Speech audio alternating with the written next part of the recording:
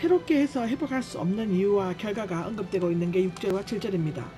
이유, 왜냐하면 그들은 욕되게 하기 때문이라고 6절 하에 나오는데요. 히브리서는 구약의 율법의 경우와 같이 불의로 인한 죄와 알면서도 짓는 죄를 구별하고 있습니다.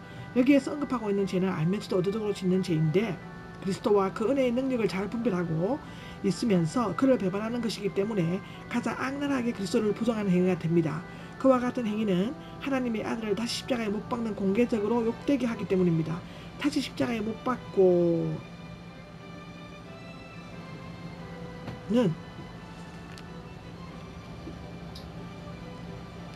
그것을 해석할 경우에는 그리스도를 거부하는 자들은 골고다 언덕에서 예수님을 십자가에 못 박는 자들과 다를 바가 없다는 것으로 나타내어져 있습니다.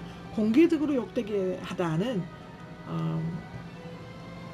공개적으로 드러내다의 합성으로서 본보기로 징계하다, 치욕과 부끄러움을 노토시키다의 뜻입니다.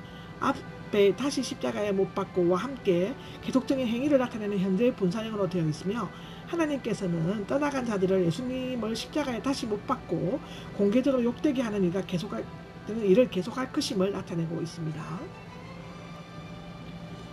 겁과 땅이 자주 내리는 불에 타버리고 말 것이다.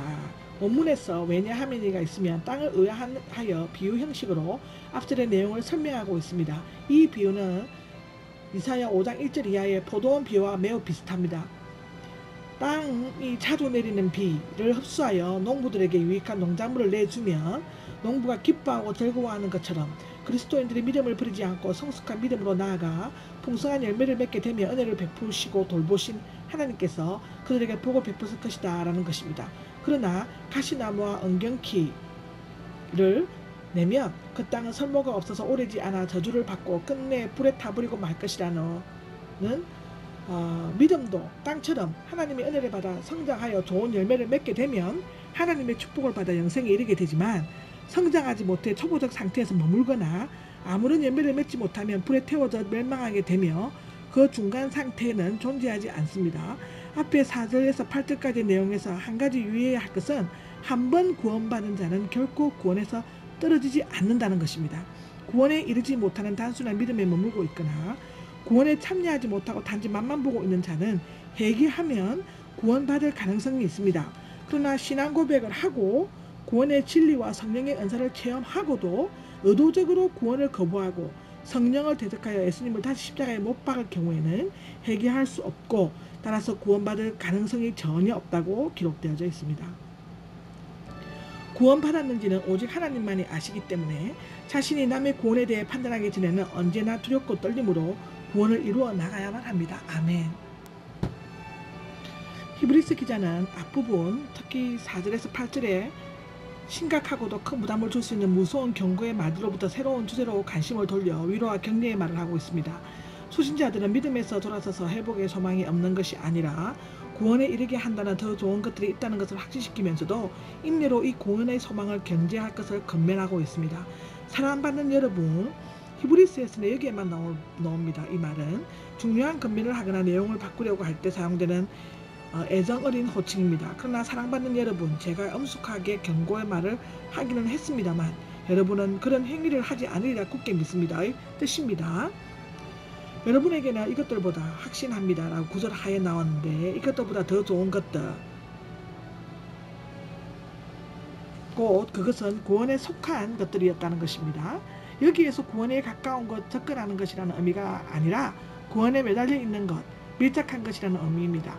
왜냐하면 구원에 가깝다거나 접근했다는 것은 아직 구원을 받지 못한다는 것을 의미하기 때문입니다. 그러나 본서는 수신하는 자들은 이미 구원을 받아 구원에 밀착되어 있었고 구원에 속해 있었습니다. 여기에 구원은 끝까지 주님과 함께 참고 견뎌온 성도들이 얻게 될 승리와 영광으로서 그들도 참고 견디며 이러한 복음을 얻게 될 것임을 강조하고 있습니다. 확신합니다라는 뜻은 설득하다, 자극하다, 신뢰하다의 완료 수동태이죠. 문장 앞에 나와 강조하고 있는 완료 수동태는 그렇게 굳게 확신하지 않을 수 없음을 나타냅니다.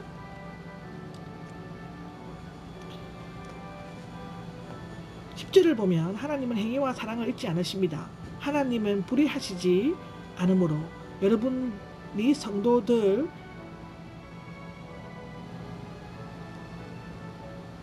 섬겼고 또 지금도 섬기면서 하나님의 이름을 위해 보여준 행위와 사랑을 잊지 않으십니다. 즉 의로우신 하나님은 그들이 사랑으로 성도를 섬길 것을 자신에 대해 행하는 것으로 기억하고 있습니다. 11절을 보면 우리는 여러분 각자가 보여주기를 바란다라고 소망을 확실하게 하기 위해는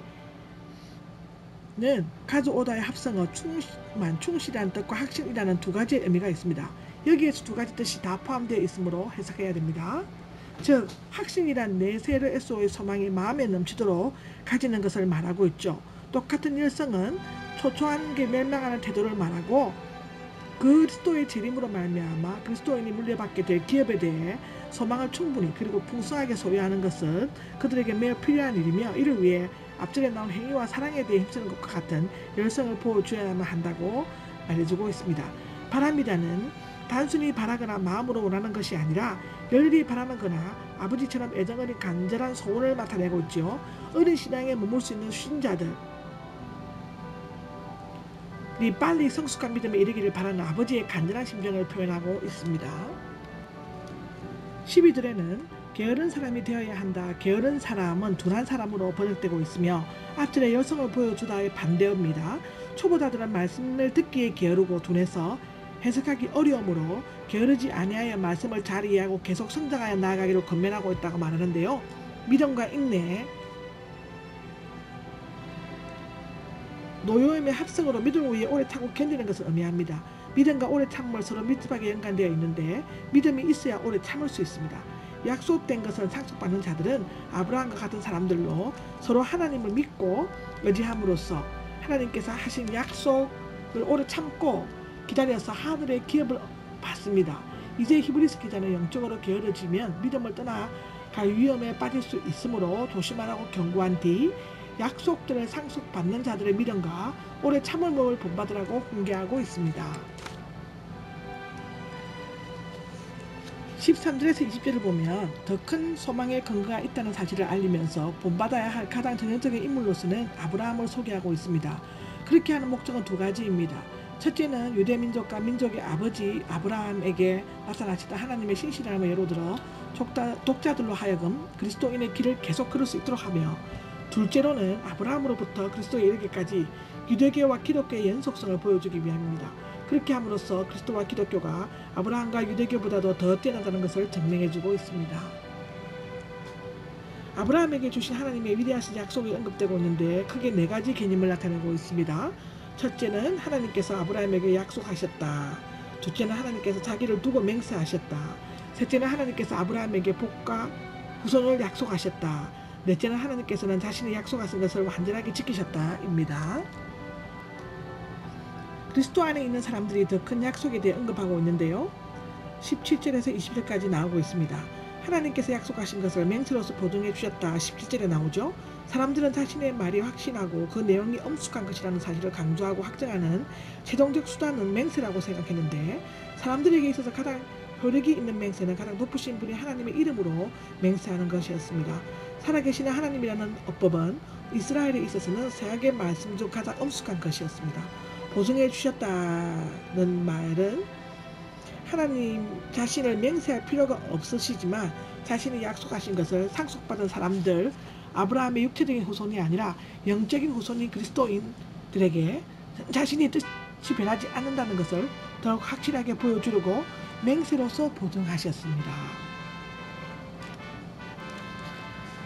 하나님께서는 아브라함에게 재물을 둘로 쪼개 마주 대하여 놓게 하신 후 친히 그 사이를 지나가셨다고 창세기에 나오죠.